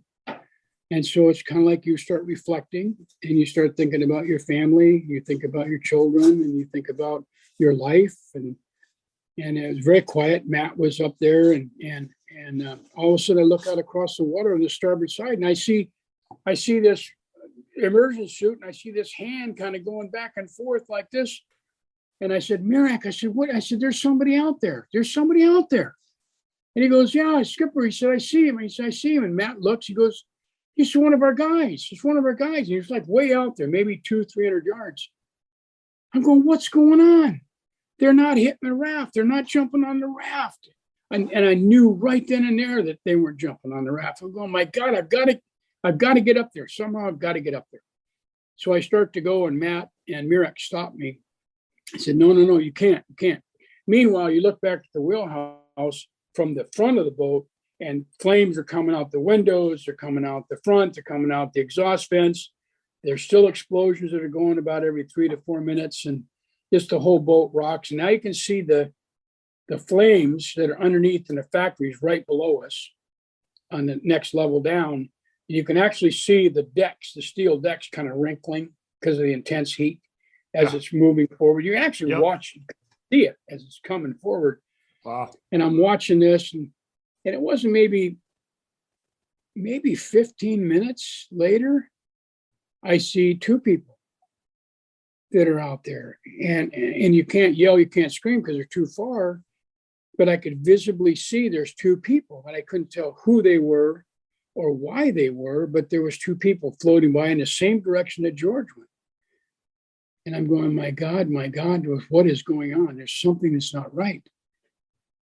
Something's not right. And then the next thing I see after that, it's almost the same amount of time, was a buoy that was floating by out there. It was an A3, or it was probably an LD1, I think, or an LD3. So just for the record, I have no idea the different sizes of the buoys you're talking about. I just know some are bigger than others. Yeah, no. Well, it wasn't as big as the big ones, but it was kind of midway. Okay, I like that. Yeah. So, and I see this buoy, and I Mirak, and I go, Mirak, I said, what's that? He says, Captain. Mirak was Polish. He had broken English, and I just love the guy. He came on the boat. He's been with me for 5 years. He was a great assistant engineer, just a great person. He says, Captain, he says, I don't know. He looks like buoy to me. He looks like buoy. I said, it is a buoy. I said, what's going on? And then I'm thinking about the buoys that I tied on everybody up there, right? So how did that happen? I mean, there's somebody at the other end of that thing. And then, I mean, they're not making it. They're missing the raft. What's going on?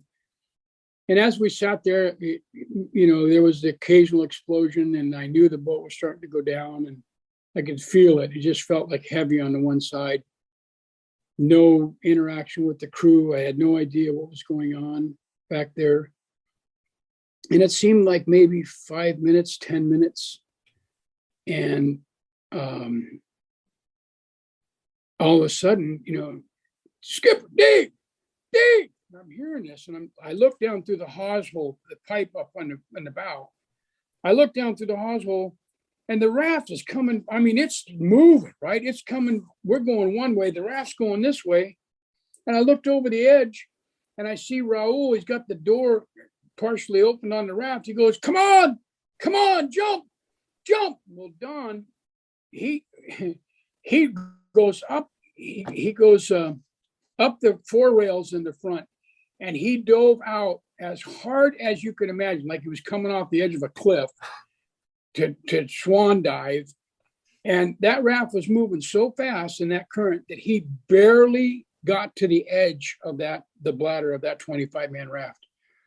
And he hit, and they grabbed him, they pulled him in, and that raft was gone.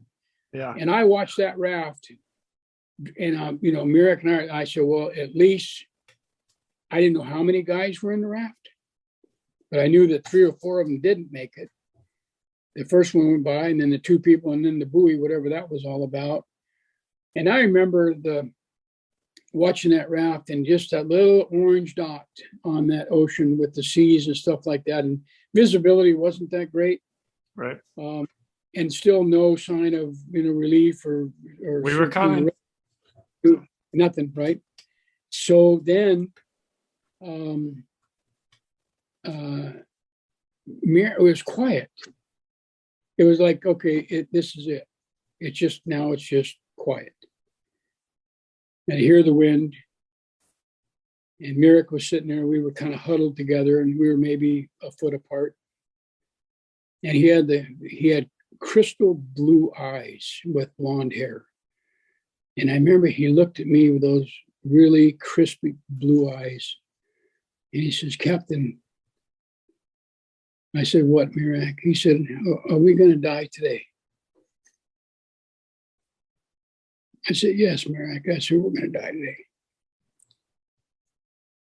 And he looked at me, Jason, and you could just see he just kind of went into a solemn stare. And I just kind of looked down, and I said, it's time to be praying, because this is pretty much the end. And so I was on my knees, and I remember my prayer, and I said, Lord, I said, I've disappointed you most of my life. And I said, I'm a sinner. And I said, I believe in you, Jesus. And I said, the only thing that I ask of you this day is that you would receive each and every one of us into your kingdom today. And that was my prayer. And Merrick was right there. He was just kind of looking at me. And Matt was our freezer rat. Matt was a character. He had dreadlocks, really long dreadlocks. And he was just a funny guy. I mean, he definitely danced to a different tune. I mean, his drummer was nobody else's. And he was leaning up against the rail. And he looked down at me, and he goes, so he says, Skip, he said, you think that's really going to help? And I said, Matt, I said, I don't know if it is or not, but I said, it sure can't hurt. Not at this point. And he just kind of went, yeah. Got quiet again. And we're just kind of like sitting there, just kind of like waiting. And I said, okay, here's what we're going to do. I said, we're going to take these big buoys. We had big buoys up on the bow. And I said, let's take 3 or 4 of them, and let's lash them together, and let's make arm loops. It was 5/16 nylon line, or 5/16 poly. And I said, let's go ahead and make big loops so we can get them over our shoulders. And I said, when we go off the front, when we broach and we go down, then we're going to raft up, and we're going to put these over our shoulders. We'll go together. We'll all go, the 4 of us will all go off the side, the 3 of us, Mirak and Matt and myself. And I said, at least we'll have a bigger target. We got radar reflective tape on them. And I said, hopefully we'll have conversation and we'll be close together and we'll raft together and we'll just hope for the best. So we put that all together and had it all set up. And then we just kind of waited, and been just a little bit since I had the prayer. And then Mirak jumped up off the deck and he goes, Captain, he said, I see lights. He said, they're coming, Captain, they're coming. And I remember looking off in the distance, and we saw two sets of lights, sodiums, that were heading in our direction. And I just went, my God, yeah, that the prayer works. And I looked up at Matt, and Matt looked at me kind of like, whoa. So I have a sneaking suspicion that if Matt was truly an agnostic or an atheist, he had a whole lot to think about that day, because those boats were coming, Jason. They were coming, and it didn't seem like it was all that long, maybe 45 minutes or whatever. But the fact that you could see the lights and knew that they heard us, and at the same time I'm sitting there and I'm going, my God, what an awesome God, to get to this point in your life and really put one out there going, you need to be here with us. And then to see how it developed and how it happened. And the only thing I could think about, Jason, was everything is always in God's time. It's his time, not our time. It's his time. And he opted to step up and surface. The boats came in. I'm waving the boat off, right? I think it was the Glacier Bay, and I'm waving them off. We have no communication. I don't know that. I didn't know that they were in touch with you guys. Yeah. I had no clue. Yeah, the Glacier Bay, Clipper, and then there was a third one on scene as well that came in, and we were doing ponds. The Blue Pacific, yeah. Blue Pacific, that's right. Clipper Express, I think. Yeah. Or Clipper Express, and then the Glacier Bay. Right, and so we were okay. Ready? Back to us. This is Sure. kind of funny. Is we're in touch with the vessels. All right, we're about an hour, maybe 45 minutes from being on scene at this point in time. Again, we only have a last known location. We don't have an updated position, no radios. Sure. We're in touch with the vessels, and we hear, again, we're about 45 minutes out, that the other Good Samaritan vessels are arriving on scene. They have visual. The vessel is engulfed in flames and smoke is billowing across the water. And we in the aircraft are like, holy cow, they're going to get there first. They're going to take our SAR case. They're going to see the guys before we get there, and we're not going to be able to do anything. So we're like, hurry up. Can we get a tailwind or something? Can we get there faster? And all of a sudden it was, they're gonna take all the fun out of this for us. And and we're still like I said, maybe 45 minutes away. And as we're getting closer and closer and closer, we're still in touch, and they're saying, okay, we've got people, we've got visual, they're getting closer, and we're all coming into the scene about the same time. And yeah, there's that conversation in the helicopter, like, come on, we want to get there first. Yeah. So, but you didn't realize there was people that needed to be. You had to convince two guys later I realized there was two guys that couldn't jump. Yeah. On the back of the boat, because Jose Rodas was their cousin, and he didn't want to jump, so he ties a line around his waist. I'm already down on the main deck, and wants to rappel down the back of a red hot hull on the boat with no boots on. Right. Because he's afraid to jump. And nobody's got a knife on the top deck, right? And he gets halfway down and he flips upside down and he ties a cinch knot around his waist under his rib cage. And he was about a 240-pound guy. And so he suffocates hanging in between the top rail and the life raft. And the two guys that are still back up on top are his cousins. And so there's no way they can lift him up, and they don't have a knife. And so the line literally burned through that tarred nylon, burned through the rail that he tied off on. It was that hot. And of course, he'd already been suffocated and passed. And he went into the water, and that was the buoy that we saw floating by. It was out there, the fourth buoy that came. Okay. So that was what that was. And then I remember, I think once we got up in the chopper, that you had circled back around, spotted it, or somebody spotted it, or somebody had it, and we had to pick him up. We had to pick up Jose Rodas and bring him up into the chopper with us. Yeah, that was so. We actually got him off another vessel because they were doing.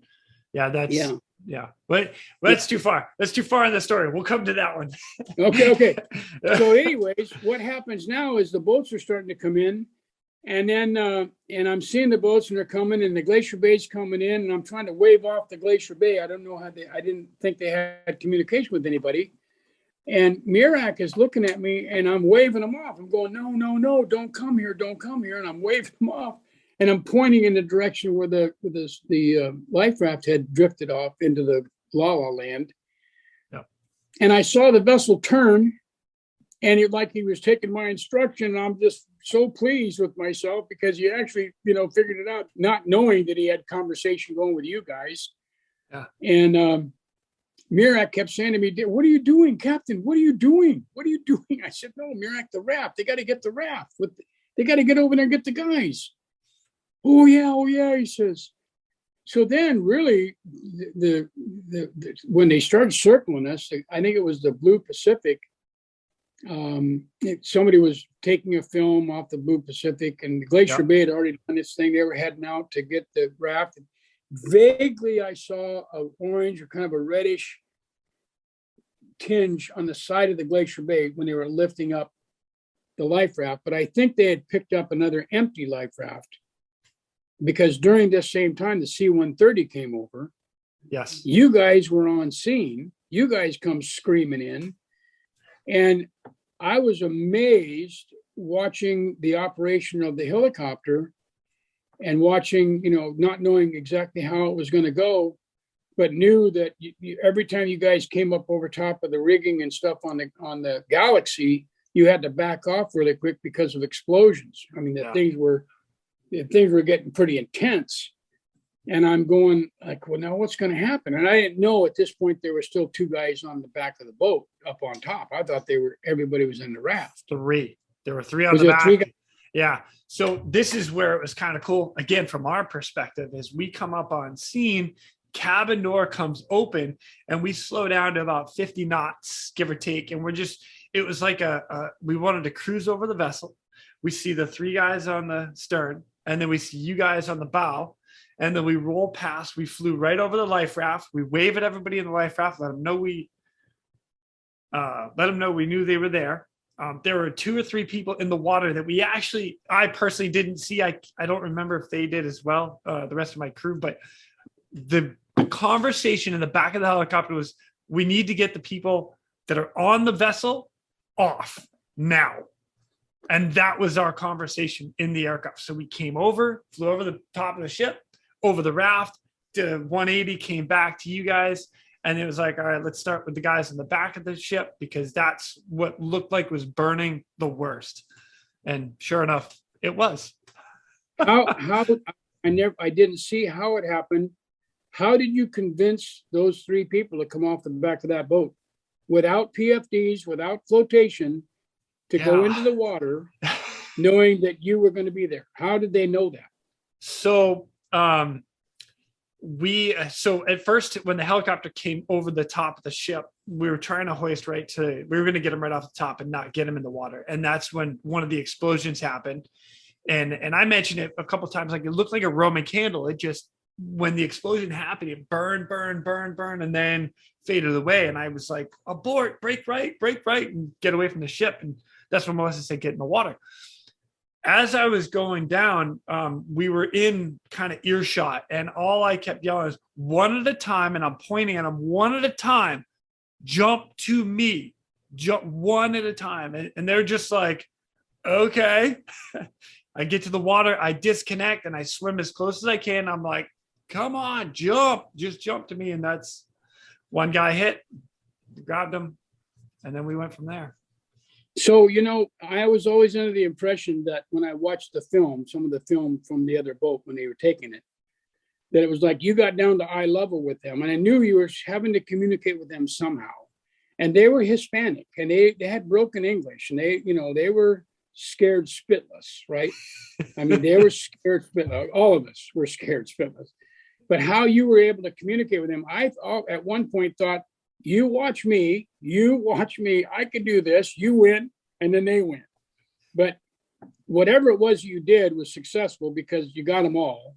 Yeah. They all did it. They all got in the water. And meanwhile, when the Blue Pacific comes around, I'm on the front of the boat and I'm saying to Matt, I'm putting you in the water and I want you to swim over to the Blue Pacific and tell them where the raft is. Little did I know that there was all this communication going on. And so I said, now you go in my command, Matt. He says, yeah, okay.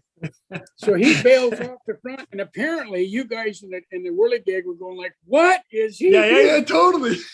Yeah, so we're like, we actually called it the aircraft, man overboard. And it was, he's in a survival suit. He's getting away from the vessel. No, Melissa gets on the radio. Hey, we got a guy that jumped off. Somebody go get him. Roger that. Coast Guard, we're on our way. And that's when the boat came in to go get him.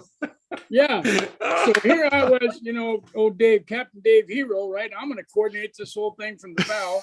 Yeah, no, you're out. Matt, you're out. Matt, you get off of here. You go over there and tell the Blue Pacific that the raft is over there somewhere. Got to get them over there. Plus, I've got people in the water. I got 2 people in the water that I knew of. Yeah. And so they had to start looking, right? So then it gets to the point where, okay, you get the guys off the back of the boat. And now life is wonderful because I know that, we're going to see dry land somewhere when I didn't know, but coming. Prayers were answered. And I said, okay, Mirak says, no, Captain. He says, I want you to go next. I said, no, Mirak. I said, you're going to go. You just get ready. Oh, no, Captain. My captain goes first. No, Mirak, you're going. Oh, okay. So I get him up there. You swim in.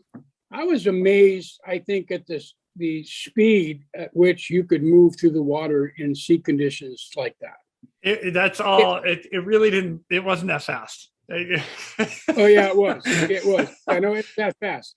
So when I put Mirak in, I'm now watching, right? So because I got to figure out how it's my turns next. But when Melissa and Kendall came over and they dropped their nose down and they were looking at us on the bow. Yeah. I don't know what was going through my mind, but I was totally convinced that both of them were smiling and that both of them were going like, you're going to be okay, right? And after I talked to Melissa and Kendall, the pilot and the co-pilot, they said, no, we were not smiling. And no, we didn't say it's going to be okay. And I said, well, that's how my perception was. And I felt really warm and fuzzy, that everything was going to happen. So once I saw you pick up Mirak, then it was my turn. Yep. And I remember when I went off the front up there, oh man, I knew then when I hit the water that my ribs were definitely broken because it hurt, boy. But who cares, right? So now I'm going like, okay, this is everything that I've always heard about, everything that I've seen on TV. Here, this guy comes up from behind me, drapes one arm around me, lean back, relax. You're going to be okay, buddy. You're going to be okay. And I'm going like, God bless you, my man. And we just rocket through the water. And the only time that I really realized how difficult it is to get into the basket, right? Because it ain't a warm and fuzzy situation, right? I mean, that basket, when it started to go up, man, it slapped me on the backside. And we're starting to head up and I'm going, oh my goodness, here we go. And yet I was holding on to the crossbar and I was in the basket. And I just kind of remember that all of a sudden it was like out of body experience. Yeah. Where I see the horizon. I see the landscape of the ocean, the boats, the helicopters over top, everything goes silent. It was like kind of just a numbness. And I remember looking at the galaxy, knowing that I'm going up and that everything's going to be okay and that everybody should be okay. And I just remember saying, God, my God, thank you. as we're going up. And then we get inside that chopper. And I, for 1 second, felt that this guy was going to dump me out early and I was going to miss the floor of the chopper going in because of the space between pulling the cage in. Yeah. And I'm looking down below me at this space, going like, no, don't do this. We get in there, and it was, I think the realization at that point was we're safe and we've been rescued. These guys have done a miraculous job not knowing who they were, or, you know, like Melissa and yourself and your crew chief and these people. But I remember, man, my ribs were hurting really bad. And I remember my hands were like just on fire.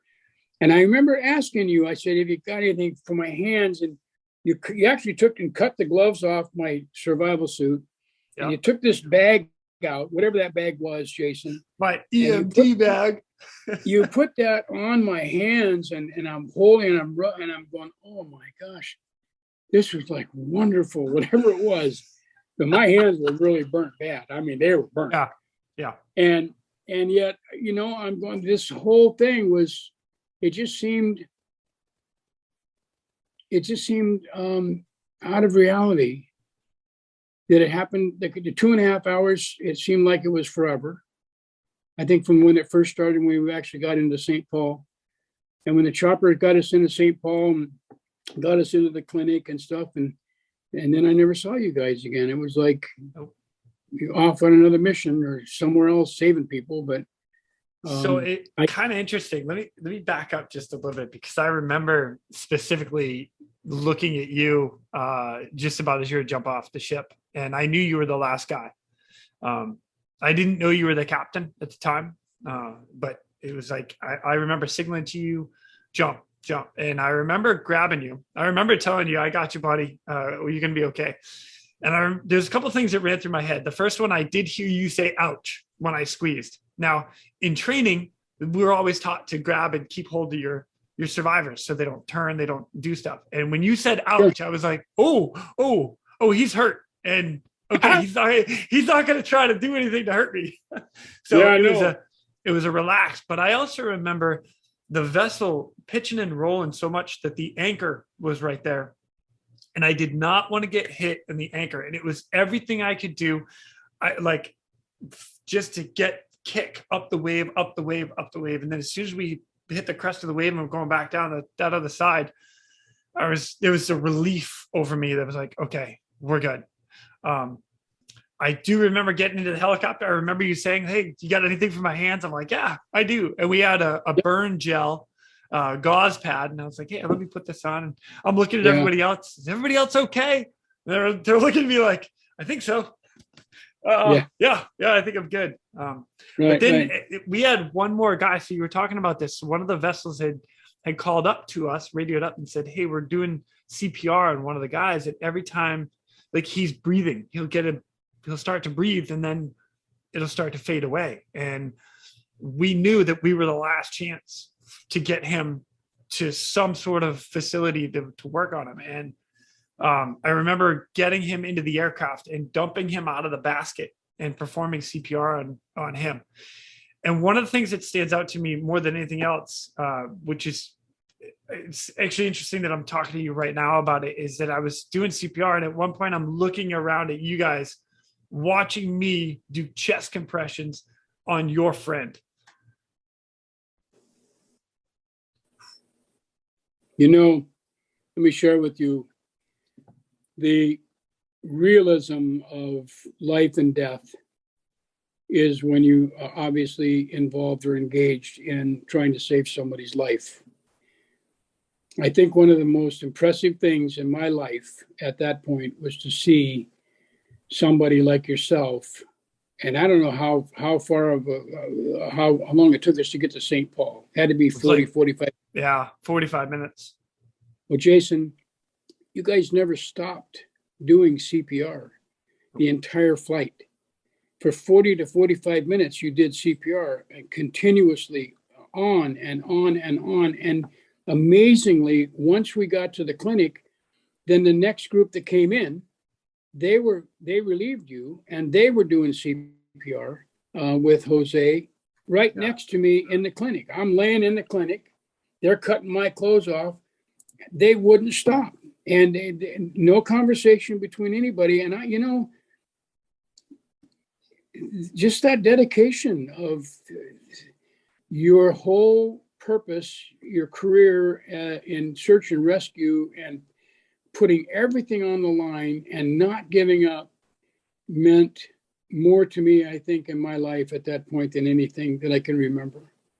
It was amazing. And that when I really realized what search and rescue means for Coast Guard, for you guys, it was a totally different mindset than what I'd had before, not having been part of it or realizing it or seeing it. And I just have to tell you that, you guys are like, in my mind, you're like icon, you're legends in my mind, in my life. And for sure, and I don't want to say that lightly, I'm here because of you. I'm here with my family because of you and Melissa and Kendall and your effort, right? When I realized the humility, the integrity and the humility of the Coast Guard and people like yourself, was when we were in San Francisco. It was an award ceremony for you and your crew. And I'll never, ever forget this. And my wife and I are sitting out in the middle of about 3,000 people in this big hall in San Francisco. And it was your day. It was the whole crew and the award ceremony for what you guys did on this miraculous recovery and this rescue. And you guys called me out in the audience to stand a standing ovation. And it was your ceremony, and for the awards for you guys, I was just like taken back. I said, there's so much humility here. There's so much integrity with the Coast Guard. And from that day forward, all the events that happened, Jason, I've never forgotten it. And I teach class at North Pacific Vessels Owners Association. I do drill classes. I've been teaching classes ever since the Galaxy for the past 20 years. And I talk about the Coast Guard as far as my heroes, and they should all respect everything that you guys do. And I really lay it on them heavy, boy, because I have a whole different attitude toward what you guys do. But on a lighter note, because of you, many of us are alive today. And I appreciate it. And I thank you for that. I thank you too. Like everything you guys do, training and setup, and thanks for giving me a job. Yeah. Thanks for taking it. Yeah. My pleasure. One of the other things that you mentioned is like, we didn't see each other. You went to the clinic, and so our crew jumped on a C-130. We had to go back to Kodiak Island. So we left St. Paul. We went back to Kodiak. We did a full debrief. While we were doing the debrief, we were asking to go back to St. Paul because we knew there were people that were still in the water, and we knew there was the case was the mission was not over. And then one of them from the Clipper Express, off the top of my head, one of their crew members actually got washed overboard, and we were out searching for him. So we went back out, and we were doing search patterns and burning fuel and time and searching because we knew there were people still in the water. And so the mission was not over for us. We were not done. And that was right. Even though you and I we never got to see each other until San Francisco. And actually I remember meeting one or other two of your guys that was on the vessel as well. And I remember saying to them, like, hey, have you gone back to the Bering? He's like, yeah, I've been up there twice. And I'm like, holy cow. Okay. Right. So it was when you guys went back out, it was Schmidt was his name, and he actually went out to tie down one of the rafts that the C-130 dropped. They picked it up, and he said, I'm just going to run out real quick and I'm going to lash it down because it started to break loose. Yeah. And before the captain could tell him, no, don't, because it was like blowing 75. And I think the sea state was like 30 footers. Yeah. It was close to it. And he opened the door, stepped out on deck from what I understand. And the sea came over and swept him off the side. And that was it. it's just so unfortunate, but at the same time, for you guys to do what you do, it was like, I've had Melissa here at my home with her husband, and we had a barbecue here one day. Love it. Love it. She was on her way up to Kodiak, I think. Probably. Yeah, she was going to Kodiak. And then Kendall, I was speaking back at the Coast Guard Academy in New London, Connecticut, and I had Melissa back there with me one time, and I would tell my story, and then she would tell her story, and her story was much different than my story because it was two different stories. Like nothing different like what we're doing today. I had one perspective and you had your perspective of what was happening. And then Kendall did the same thing, because I had Kendall come in when Melissa went to Kodiak, and I brought her into one of the speaking engagements, and she had her story. But what a great combination, having the rescuer and the rescuee in one facility talking about their stories. I mean, it makes for the realness of what actually happens. Yeah. I think that's really, really wonderful. It's really good. I appreciate you sharing it with us today. I enjoyed it. All over again. Yeah. Yeah. It brings back some memories. 20 years. 20 years this October. Yep. Right? October 20th. 20 years. Yeah. I'm so glad you reached out, Jason. Thank you for that. I really appreciate it. Dave, it's been an absolute pleasure. I've you said it earlier, there's not much time that goes by that I don't think about you too. So yeah, thank you. just know that. Like, it always goes through my head, that whole rescue. So it was an amazing day. Amazing. Yeah, absolutely. One more question before I let you go. Actually, I might have two, but you said you're part of the Grief Council in Seattle, the Seattle Grief Council, and you talk a lot about this. What is it that you're telling everybody about this? Is it what detail? Why do you talk about this? I've been the grief counselor for the Seattle Fishermen's Memorial for the past 8 years. And on that venue, I don't talk too much about Coast Guard or about rescue, search and rescue.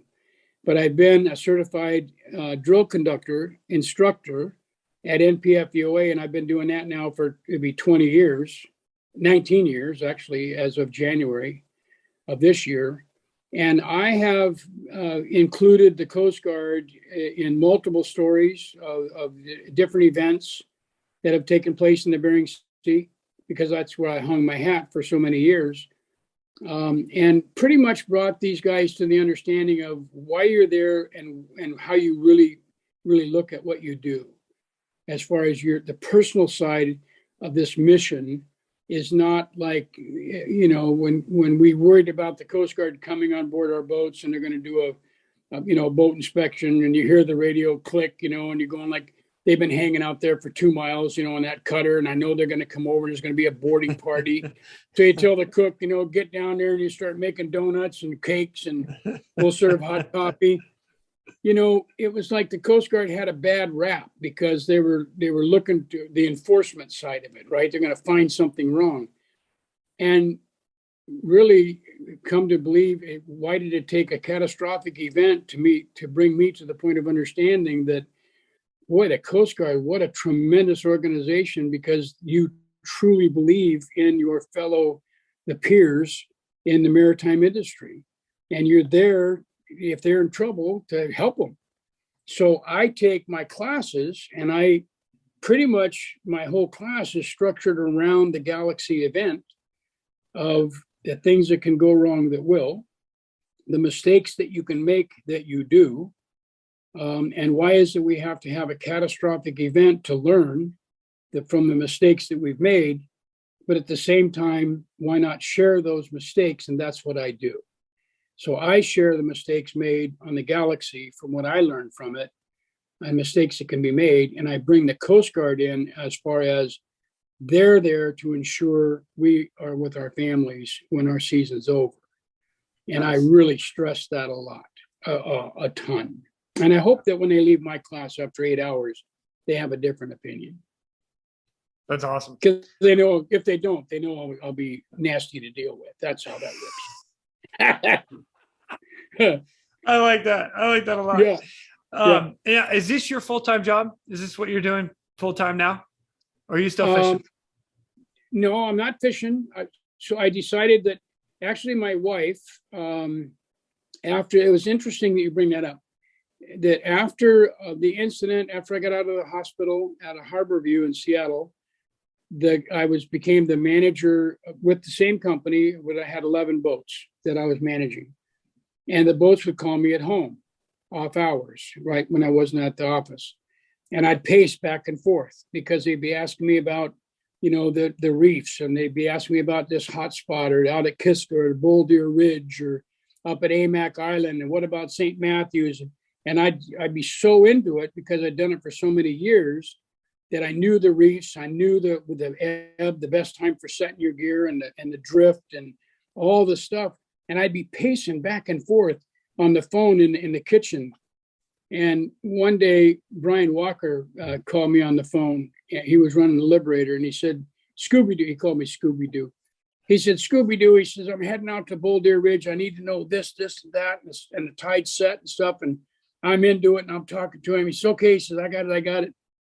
And my wife was sitting at the kitchen table, and I got off the phone, and I was looking out the back window, and she said, would you sit down, please? I said, sure. So I sat down, I looked at her, and she said, I've raised our kids for the past 25 years, and I deserve to have you home. Nice. And I went, ooh. How do you argue with that? She could see this energy in fishing and the competition and the challenge. And I wanted to go back. I mean, I really wanted to go back. But I also realized that she was absolutely right, 100%. So I decided then to put my efforts into teaching drill, staying within the maritime academies and teaching, actually Coast Guard as well, with the auxiliary groups and those up and down the coast, and other peers, other fisher people. And I've done that for so many years now. And I tell this story every time I do a drill class, 8 hours, and I bounce back and forth with what can happen and the what if scenario. And then to pay it forward with the grief, to become the grief counselor, was because of the loss of life on the Galaxy, between Jose and George Karn and Jerry Stevens, that I wanted to pay that forward and give back to the industry what they gave to me. And if I could be of some consoling help to a spouse and to children who've lost their dad or their brother or their significant other, then I wanted to be right there with them. And for 8 years, I've done that. And that's awesome. It's a huge reward. It's just a huge reward to be able to sit with them and comfort them. And they know, because the Galaxy was it was really a media event on the West Coast with the Galaxy. Oh yeah. And so the reputation of the Galaxy, and then all of a sudden here's a grief counselor that was actually part of the Galaxy. Here's how I'm feeling, and that really helped. But I also went to I spent a couple of years, and I got my certifications in death and counseling, grief. I sat under a psychologist in Colorado, Dr. Warfold, and I got my degree. I got my certification for death and grief, and so now I share that with these people, with all of them, and it's comforting to be able to help, kind of like how you felt when you were going out to get 24 people out of the water, right? Yeah, it might have been a little more of an adrenaline rush for me, but yeah. You're probably right. Oh yeah, man, for sure. Yeah, Dave, I cannot thank you enough for joining me and just sharing this stuff with us, the whole story. To live this again with you is just, I can't express the words, like the emotions that are connected with this story for me personally. I don't talk about this very often. If I do, it's a very much briefer version. So Yeah. So thank you. Yeah. I appreciate having the opportunity, Jason. Thank you again. Thank you. My wife thanks you. My children thank you. The industry thanks you. My pleasure. You know, let me throw one more thing out there, because when we were in San Francisco, I remember meeting your wife, and I remember her saying thank you, and next thing she's crying and I'm crying, and I think you're looking at the two of us like, hey, suck it up, and I'm like, oh, yeah, right. Well, you know, I mean, you got in public, you have to be the captain, right? Yeah. Yes, sir. Yes, sir. Yeah, right. Right. You got it. All right, Dave. buddy. I'm going to keep in touch with you. One of these days, we're going to get together. We're going to get back. I hope so. Yeah. Let's make it happen for sure. I hope so. Right. That'd be wonderful. Thank you. I love it. Absolutely. I'll see you soon. And with that, ladies and gentlemen, we are out of here. Go. Thank you for tuning in. We hope you enjoyed this episode of the Real ResQ podcast. Please take a minute to like, subscribe, and hit that share button. I'm pulling chocks and taking off, but before I go, if anyone out there has a rescue story they would be willing to share, I would be humbled and honored to have you on as a guest. Or if you have any questions about rescue or anything else we talk about here, send an email to jason@therealresq.com. That's Jason at TheRealResQ.com. You can also check us out on our web pages, therealresq.com, our Facebook page, and our Instagram page @TheRealResQ. Again, a special thank you to all of you staying on the watch today. Always remember, when that SAR alarm goes off, those in distress are praying for a miracle. They are going to get you. Until next time, fly safe and swim hard.